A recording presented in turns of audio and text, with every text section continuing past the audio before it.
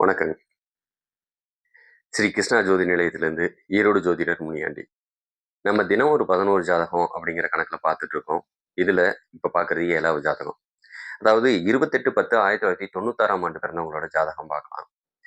இந்த ஜாதகத்துப்படி உங்களுக்கு இப்ப 28/10/2025ஓட 29 வயசை முழுசா பூர்த்தி பண்ணியிருப்பீங்க. உங்களோட பிறந்தநாள் பரிசாக இந்த ஜாதகம் வழங்கப்படுகிறது. நீங்க பிறந்தது திங்கட்கிழமை.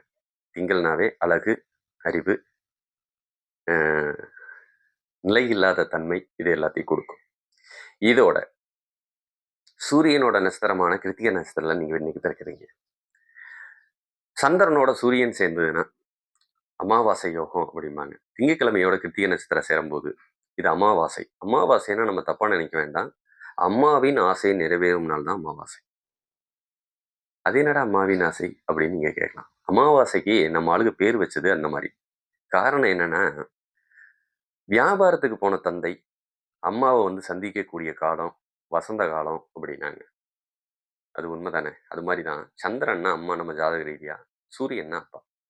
இது சந்திக்கக்கூடிய காலம் அமாவாசையை கொடுக்கும். அதாவது அங்க அம்மாவின் ஆசை நிறைவேறிடும். அவங்க சந்தோஷமா இருப்பாங்க அப்படிங்கிறது தான். அது மாதிரி இந்த அமாவாசையோட யோகம், நீங்க அமாவாசையில பிறக்கல.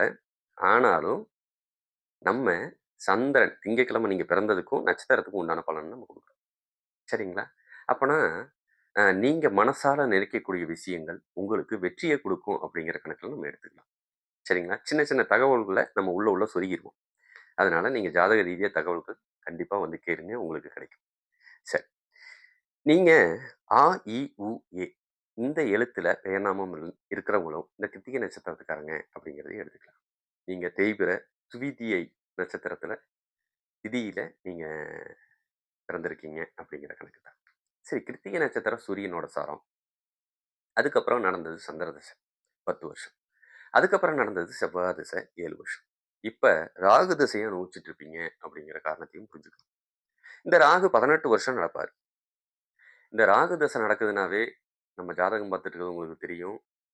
அதுல நம்ம சொல்றது ராகு கேது தோஷம் இருந்ததுன்னா, ராகு தசை நடந்ததுன்னா கண்டிப்பா பாதிக்கும். என்ன மாதிரி பாதிக்கும்? ஒண்ணு திருமணம் பண்ண விடாது. திருமணம் பண்ணுனா சேர்ந்து வாழ விடாது. அப்படி சேர்ந்து வாழ்ந்தாலும் சில சமயம் ஆண் வாரிசுகளை கொடுக்காது. அப்படி ஆண் வாரிசு அவங்களுக்கு இருக்கு அப்படின்னு சொன்னா கண்டிப்பா சேர்ந்து வாழ்றது கஷ்டம். கணவன் ஒண்ணு வெளிநாடோ வெளியூரோ வேலைக்கு போயிட்டு இருந்தாருன்னா ஒரு பிரச்சனையும் இல்லை. நீங்க அரசு அரசு சம்பந்தப்பட்ட வேலையில தள்ளி போய் வேலை செஞ்சுட்டு இருக்கீங்க அப்படின்னாலும் அது பிரச்சனை இல்லை அப்படிங்கிறத நம்ம புரிஞ்சுக்கணும். சரிங்களா? சரி. இதுல எந்த லக்கணத்துக்காரங்க அதிகமா பாதிப்பாங்க அப்படின்னா, கும்ப லக்கணமும், மீன லக்கணமும் அதிகமா பாதிப்பாங்க. அதுக்கப்புறம் சிம்ம லக்கணமும், கன்னி லக்கணமும் பாதிப்பாங்க. இந்த 4 லக்கணத்துக்காரங்க வாழ்க்கை கொஞ்சம் கஷ்டப்படக்கூடிய சூழ்நிலை. இது எத்தனை காலத்துக்கு அப்படின்னா, அடுத்து வர 18 வருஷத்துக்கு உங்களுக்கு பாதிப்பு கொடுக்கும்.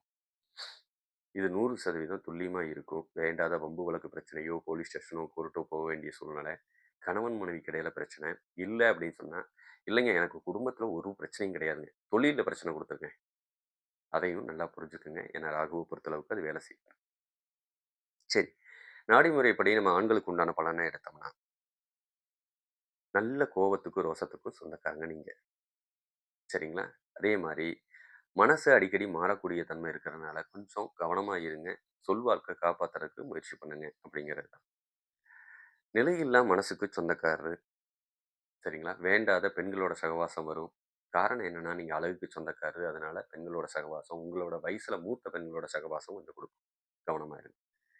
நல்ல புத்திசாலித்தனத்துக்கு சொந்தக்காரங்க. ஸ்கின் ப்ராப்ளத்த கொஞ்சம் குடுக்கும். இல்லன்னா நரம்பு பிரச்சனைய குடுக்கும். முதல் காதல் தோல்வி, அடுத்த காதல்ல சில பேத்துக்கு வெற்றிய குடுக்கக்கூடிய அமைப்பு.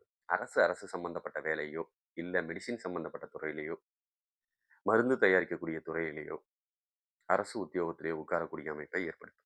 அரசு உத்தியோகம்னு சொல்றியே அப்படின்னு சொன்னா, அரசுல எல்லா வேலையும் இருக்கு. அதுக்கேத்த மாரி வேலை செய்யக்கூடிய அமைப்பு தான் அது குடுக்கும். பல தொழில் பார்க்குற யோகத்தையும் இருக்குது. முதுகு தண்டுவட பிரச்சனை, இரத்த குறைபாடு பிரச்சனையும் உங்களுக்கு வரக்கூடிய அமைப்பு. சில சமயம் இதயம் சம்பந்தப்பட்ட பிரச்சனையும் கொஞ்சம் அனுபவிப்பீங்க அப்படின்னு ஆண்களுக்கு உண்டான பலனை சொல்லிட்டு, பெண்களுக்கு உண்டான பலனுக்கு வரலாம். உங்களுக்கு பீரியட் சம்பந்தப்பட்ட பிரச்சனை, வயித்து வலி சம்பந்தப்பட்ட கோளாறுகளையும், சில சமயம் நூல், துணி சம்பந்தப்பட்ட தொழிலையும் சந்திக்க வேண்டிய சூழ்நிலை. அரசு உத்தியோகத்திலேயோ, இல்ல டாக்டருக்கு படிச்சீங்கன்னா அதுக்கு உண்டான அமைப்பு, குடுக்கக்கூடிய அமைப்பு. நல்ல புத்திசாலித்தனத்துக்கு சொந்தக்காரங்க. நீங்க இருக்கிற இடத்துல உங்கள எல்லாரும் கவனிப்பாங்க அந்த சூழ்நிலை. அழகுக்கு சொந்தக்காரி, அப்பனா எல்லாத்துக்கும் அழகா தெரிவீங்க. இது வேண்டாத கெட்ட பேர உங்களுக்கு குடுக்கும். சொந்தக்காரங்க மத்தியிலயும் சரி, கணவன் குடும்பத்திலயும் சரி, உங்களுக்கு வேண்டாத கெட்ட பேர குடுக்கும். கொஞ்சம் கவனமா இருங்க. நிலையில்லா மனசுக்கு சொந்தக்காரங்களாவும் நீங்க இருப்பீங்க. உங்களுக்கு கிடைக்கக்கூடிய கணவன் ரொம்ப நல்லவரு. உங்கனால தான் ஆனா பிரச்சனை வரும் அப்படிங்கிறதையும் புரிஞ்சுக்கணும்.